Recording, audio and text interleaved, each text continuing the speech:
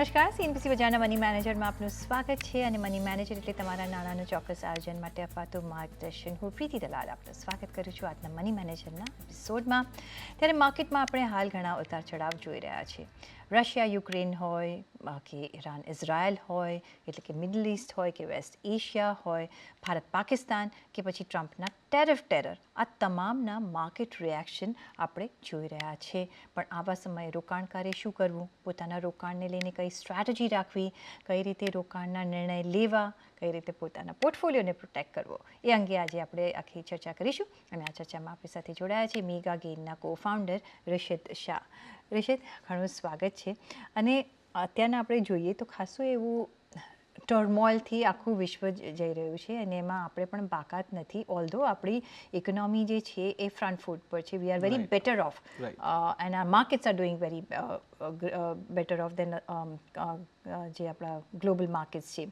પણ શું લાગે છે કે અત્યારના કઈ રીતના આપણે સ્ટેન્ડ કરી રહ્યા છીએ? બિકોઝ લાસ્ટ યરમાં આપણે જોયું કે ઘણું બધું ઇલેક્શન્સ આવ્યા અને માર્કેટ એક મોટું કોન્સોલિડેશનમાં રહ્યું. એમાં ઘણા બધાએ રિટર્ન્સ થોડા લૂઝ કર્યા, એટલે થોડો કોન્ફિડન્સ નીચે જતો રહ્યો છે. કઈ રીતના તમે ઇવેલ્યુએટ કરશો? Right. So thank you so much, Preeti, for inviting me to the show. First of all, prayers for the people who got affected. જે એરપ્લેન ક્રેશમાં થયું હતું એમને માટે.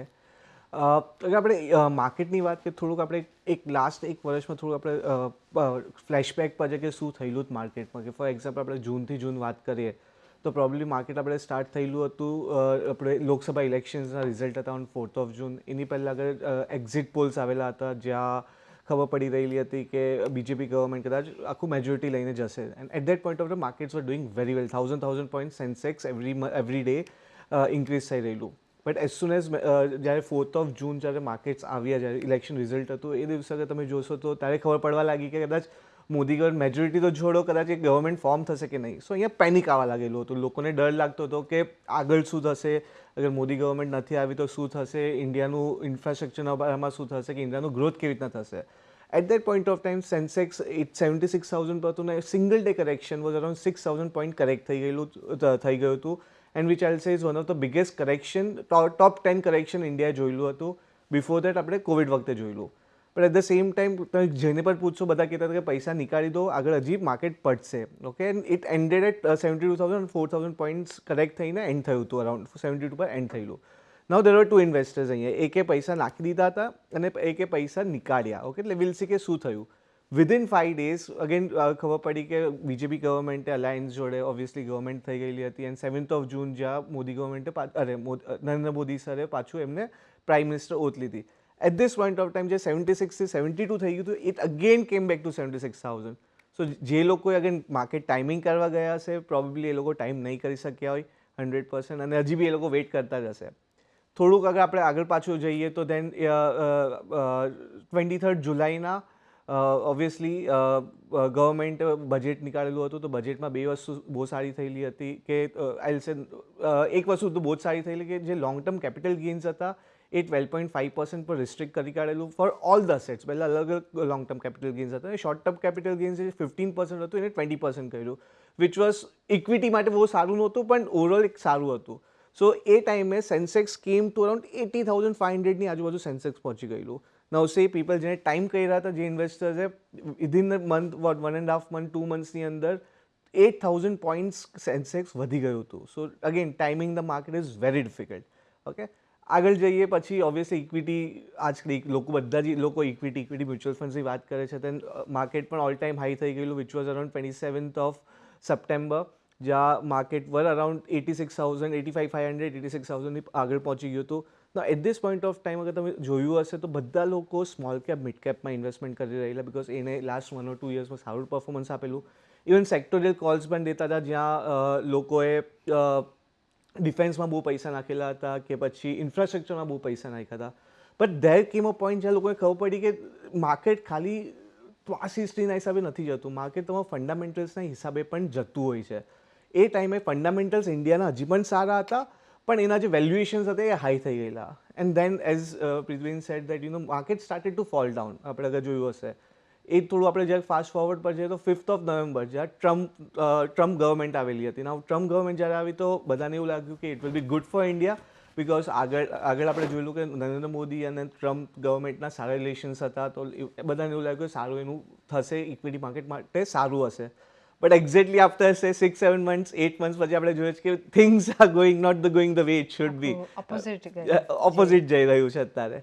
સો અગેન માર્કેટ્સ વર એક્સપેન્સિવ, તો માર્કેટ એ ટાઈમે બી કરેક્શન થયેલું હતું. અનધર થિંગ જે ઇવેન્ટ આવેલી હતી was near to first of February, જ્યાં આપણું budget for this current year budget announce થયેલું હતું. એની અંદર એક વસ્તુ બહુ સારી થયેલી, I say it was one of the best budget, I say, જ્યાં મિડલ ક્લાસ અને લોઅર મિડલ ક્લાસ કે લોઅર ક્લાસને બહુ બેનિફિટ થયો, જ્યાં ગવર્મેન્ટે 11.75 to 12 લાખ સુધી ટેક્સ ફ્રી કરી કાઢ્યું.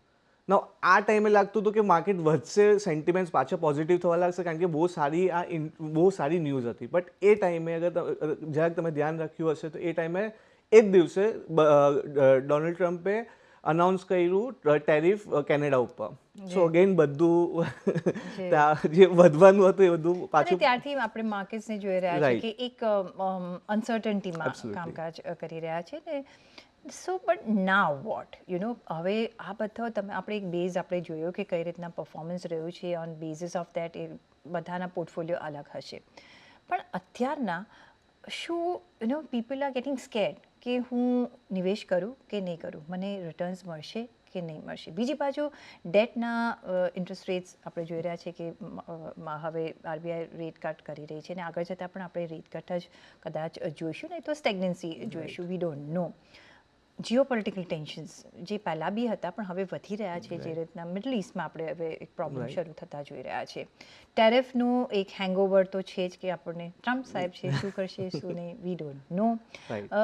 ડોમેસ્ટિક ફ્રન્ટ પર યસ આપણી સિચ્યુએશન થોડી બેટર છે, પણ કઈ રીતના આપણે એનો એડવાન્ટેજ લઈ શકીએ આપણા રિટર્ન્સની પોઈન્ટ ઓફ વ્યૂ આપણે જો જોવું હોય તો ઇક્વિટી માર્કેટમાં અત્યારના આપણે કેટલું સાવધાની રાખવી જોઈએ, કેટલું ડરવું જોઈએ? Right. So first of all gone are the days આપણે 2021થી કે 22થી આપણે જોયેલા હતા સ્મોલ મિડ કેપ, તો ગોન આર દેટ ડેઝ કે વન સાઇડ રિટર્ન આવશે. નાવ થિંગ્સ આર રિટર્ન તો લોંગ ટર્મમાં આવવાનું જ છે, પણ થોડુંક ઉપર નીચે હશે. નાવ દેર 3-4 એસ્પેક્ટ્સ જે આપણે જોવાના છે. First is Iran and Israel war ચાલી રહી છે. હવે આ બે મોટી કન્ટ્રીઝ છે, અગર આ કેટલી વોર લાંબી ચાલશે એના ઉપર ઓબ્વિયસલી માર્કેટના ઇમોશન્સ પણ ઉપર નીચે થશે. અગર આપણે એક્ઝિસ્ટિંગની વાત કરીએ તો આજે probably we are sitting on Monday, આજે માર્કેટ ઉપર હતું જે એકચ્યુઅલી નીચે પડવું જોઈતું હતું. સો ફ્રેન્કલી સ્પીકિંગ શું ચાલવાનું છે આગળ એ કોઈને ખબર નથી, પણ એઝ અ પોર્ટફોલિયો કેવી રીતના આપણે બનાવવાનો છે કે તમે એક ડાયવર્સિફાઈ પોર્ટફોલિયો બનાવી લો, જેની અંદર ગોલ્ડ બી હોવું જોઈએ, સિલ્વર બી હોવું જોઈએ, તમારું મ્યુચ્યુઅલ ફંડ્સ પણ હોવા જોઈએ અને ડેટ હોવું જોઈએ. ડેટ કેમ હોવું જોઈએ? કારણ કે તમે કહેશે એ જ પૈસા અગર તમે એફડી કરશો તો એફડીના રિટર્ન્સ અત્યારે ઓછા થઈ રહ્યા છે, બિકોઝ અત્યારે જે ઇન્ટરેસ્ટ રેટ લાસ્ટ 2 વીક પહેલાં ઇન્ટરેસ્ટ રેટ જે 0.5 બેઝિસ પોઈન્ટથી રિડ્યુસ કર્યા, તો એનાથી તમારા ઇન્ટરેસ્ટ જે એફડી રિટર્ન્સ હશે એ ઓછા થઈ જશે. પણ એ તમે debt mutual fund short term to mid term તમે ડેટ મ્યુચ્યુઅલ ફંડમાં અગર તમે ઇન્વેસ્ટ કરશો, પ્રોબ્લી ત્યાં તમને વધારે રિટર્ન આવવાના ચાન્સીસ છે. રીઝન એ છે કે date mutual fund always goes opposite to the interest rate. અગર ઇન્ટરેસ્ટ રેટ ઘટતા હશે તો ડેટ મ્યુચ્યુઅલ ફંડ તમને વધારે રિટર્ન આપશે, અને ઇન્ટરેસ્ટ રેટ વધશે તો ડેટ મ્યુચ્યુઅલ ફંડ તમને ઓછું રિટર્ન આપશે. સો ડેટ મ્યુચ્યુઅલ ફંડ પર તમારે ઇન્વેસ્ટમેન્ટ હોવું ઇમ્પોર્ટન્ટ છે. યુ કેન સે અરાઉન્ડ 20-30% તમે ત્યાં ડેટ મ્યુચ્યુઅલ ફંડ ઉપર તમે ફોકસ કરી શકો છો. એટ ધ સેમ ટાઈમ અગર આપણે ઇક્વિટી પર વાત કરો, ઇક્વિટી જે સેક્ટોરિયલ કોલ્સ લેવાતા હતા પહેલાં, કે જેવું મેં કીધું કે લોકોએ ડિફેન્સમાં નાખી દીધેલું હતું કે ઇન્ફ્રામાં નાખેલું, I say at least for next 1 year or something sectorial call ના લો તો સારું, because markets are shaky right now. It's not કે વન સાઇડ માર્કેટ જશે. અગર તમને ફોકસ કરવું જોઈએ તો I say rather focus on large cap ઉપર તમે ફોકસ કરજો. હજી બી વેલ્યુએશન આઈ સે ઇઝ ગુડ. ફ્લેક્સી કેપ પર બી તમે ફોકસ કરી શકો છો. મિડ અને સ્મોલ કેપ ઉપર થોડુંક ધ્યાન, અગર તમને એલોકેશન કરવું તો થોડુંક ધ્યાનથી એલોકેશન કરજો. But again, if we are thinking from a say 5, 10, 6, 7 years point of view, તો mid and small caps are at the cheapest, I'll say, but volatility એની અંદર રહેશે જ રહેશે. એટ ધ સેમ ટાઈમ બીજું એક એક્સપોઝર કેમ હોવું જોઈએ ગોલ્ડ અને સિલ્વરમાં? બિકોઝ ગોલ્ડ અને સિલ્વર હિસ્ટોરિકલી જોવામાં આવ્યું છે કે જ્યારે માર્કેટમાં પ્રોબ્લેમ આવતો હોય છે ત્યારે ગોલ્ડ વધતું હોય છે. ઓકે, તો ગોલ્ડ એઝ એન અસેટ જે તમને ઇક્વિટી માર્કેટને હેચ કરે, એને માટે ગોલ્ડ 5 to 10 કે 20% તક ગોલ્ડ કે સિલ્વરમાં તમે લોકેશન કરી શકો છો. પણ ultimately it is very important કે યુ સી કે તમારું રિસ્ક એપેટાઇટ શું છે. આમાં એકદમ બ્રોડ બેઝ કીધેલું છે, પણ બધાના પોતપોતાના રિસ્ક એપેટાઇટ છે, બધા પોતપોતાના ગોલ્સ છે. કોઈ બી ઇક્વિટીમાં તમે જ્યારે ઇન્વેસ્ટમેન્ટ કરો છો તો તમારા goal should be at least 5 years હવે 5 to 6 યર્સ હવે ત્યારે તમે પ્યોર ઇક્વિટી ફંડ લઈ શકો છો. ડેટમાં બી ડેટ ફંડમાં બી અલગ ટાઈપના ફંડ્સ હોઈ શકે છે. તમે 6 મંથ સુધી અગર 6 મંથ 1 યર સુધી અગર તમે ઇન્વેસ્ટમેન્ટ કરવાનું સોચો છો તો તમે લિક્વિડ ફંડ છે કે ઓવરનાઇટ ફંડમાં તમે ઇન્વેસ્ટમેન્ટ કરી શકો છો. એ જ છે તમે અગર 2 યર્સ 3 યર્સ પર અગર તમે સોચતા હોય ડેટ ફંડમાં ઇન્વેસ્ટમેન્ટ કરતા તો short term to mid term તમે ડેટ ફંડ લઈ શકો છો. એમાં બી અલગ ફંડ્સ હોય છે. એ જ તમે 3 to 5 યર્સની વચ્ચે અગર તમે હોરાઇઝન જોતા હોય તો એવું કહેવાતું હોય છે કે તમે હાઇબ્રિડ ફંડ લઈ શકો છો. મલ્ટી એસેટ ફંડ થયું કે બેલેન્સ એડવાન્ટેજ ફંડ થયું, અગ્રેસિવ હાઇબ્રિડ ફંડ થયું, તેની અંદર બી તમે પૈસા નાખી શકો છો. ગોલ્ડ અત્યારના લાસ્ટ 2 યર્સથી તો જબરજસ્ત ચાલ્યું છે.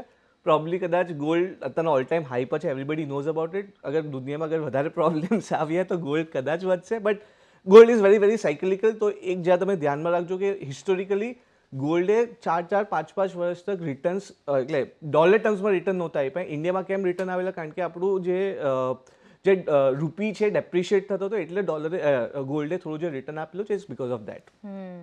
સો ઘણા બધા પરિબળો અત્યારના માર્કેટમાં કામકાજ કરી રહ્યા છે, પણ you just because market perform નથી કરી રહ્યા ધ વે વી વોન્ટ, તો તમે માર્કેટમાં નિવેશ નહીં કરો એવું તો તમે કરી નથી શકતા. બિકોઝ આ બાજુ ડેટના રિટર્ન્સ પર નીચે ફોલ થઈ રહ્યા છે અને જેટલું માર્કેટ વળતર આપે છે એટલું કોઈ પણ એસેટ ક્લાસ આપતું નથી. દેટ ઓલ્સો વી નો. પણ હવે ચૂઝ એન્ડ પિક કરવો પડશે, જેમ તમે પણ ગણાવ્યું કે કઈ રીતના આપણે કામકાજ કરવું પડશે. જે રીતના વેલ્યુએશનની તમે એક વાત કરી, રાઈટ?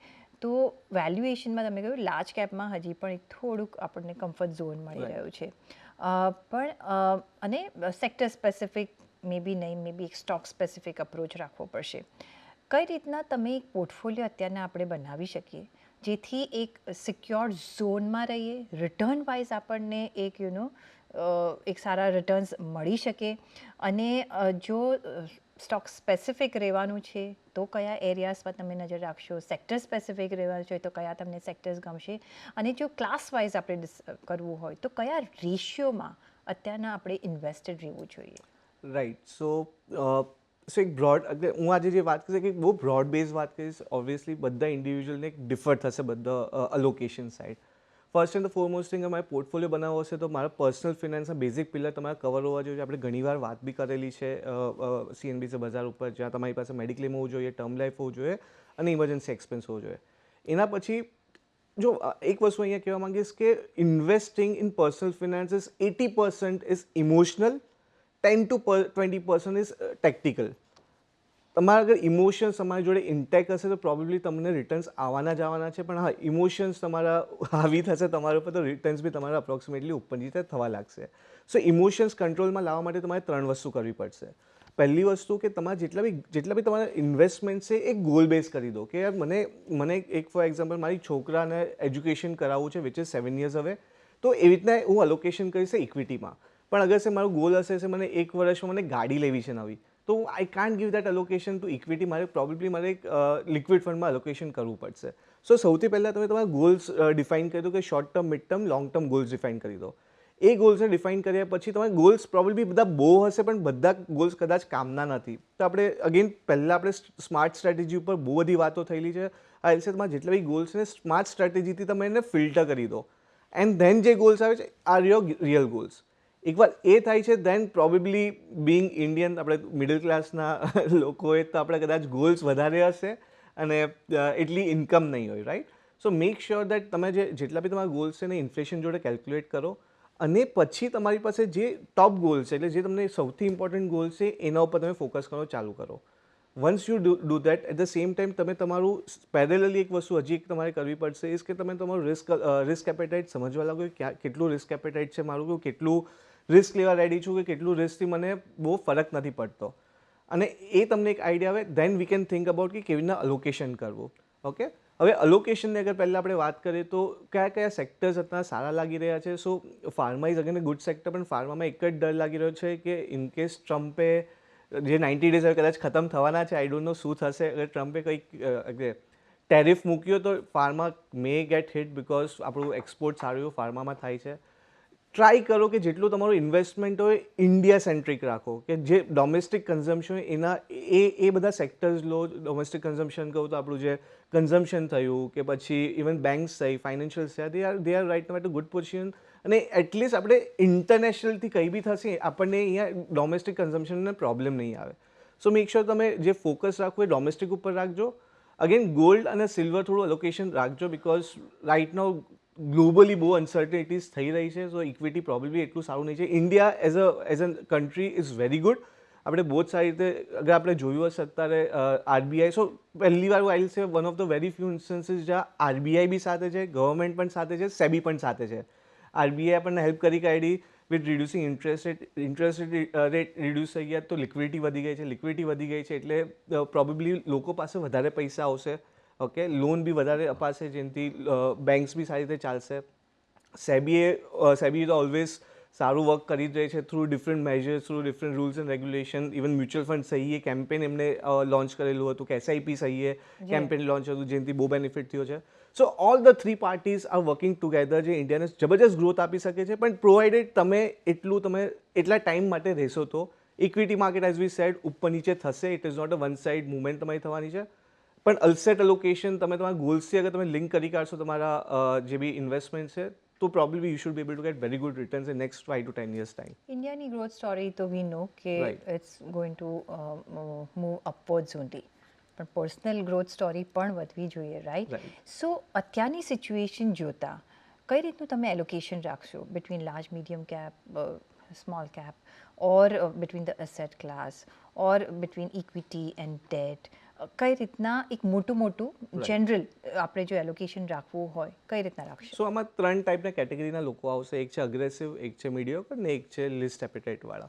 અગર અગ્રેસિવમાં જાઉં છું તો પ્રોબેબલી મારું અરાઉન્ડ છે, again this aggressive person has to have a period of at least 6 to 7 to 8 years holding period હોવો ઇમ્પોર્ટન્ટ છે જ્યારે હું ઇક્વિટીઝની વાત કરું છું.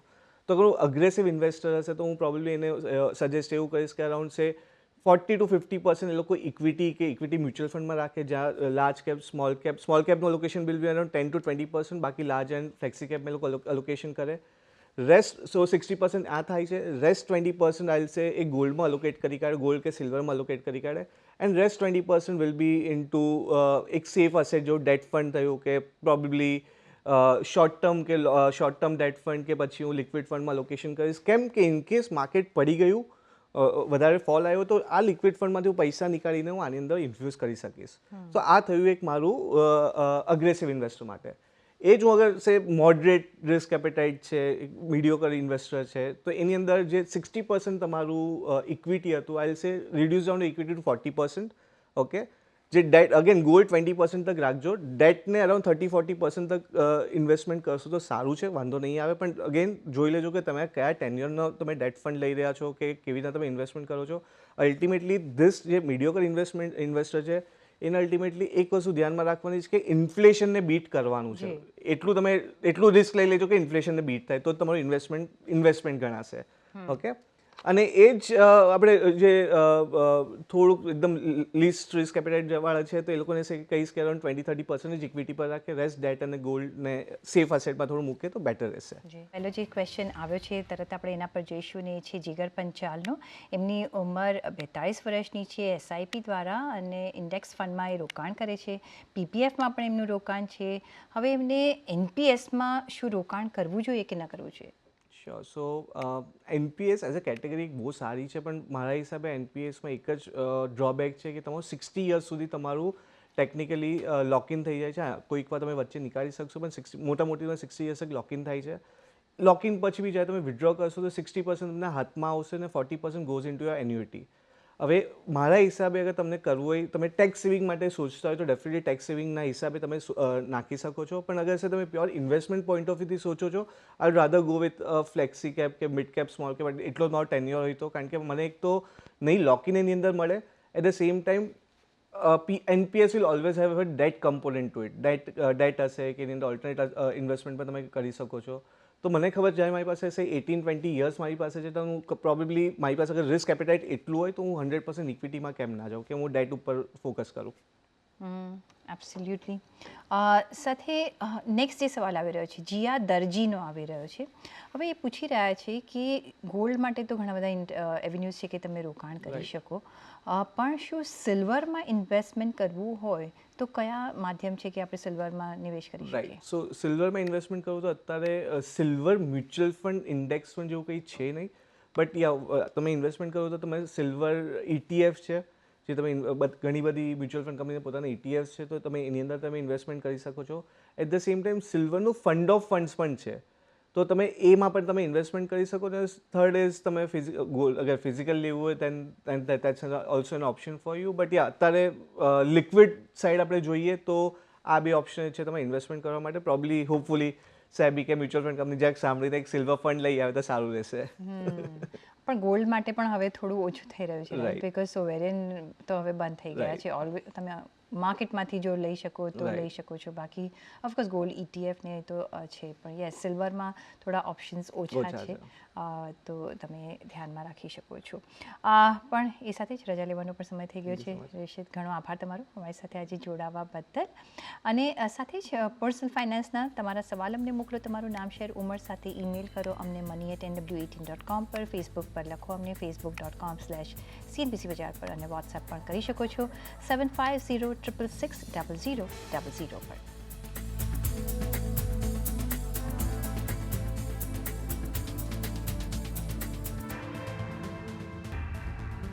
અને સાથે જ મની મેનેજરના એપિસોડમાં પણ અત્યારના આટલું જ. પાછા મળીશું નેક્સ્ટ એપિસોડમાં. ત્યાં સુધી આપશો રજા. નમસ્કાર.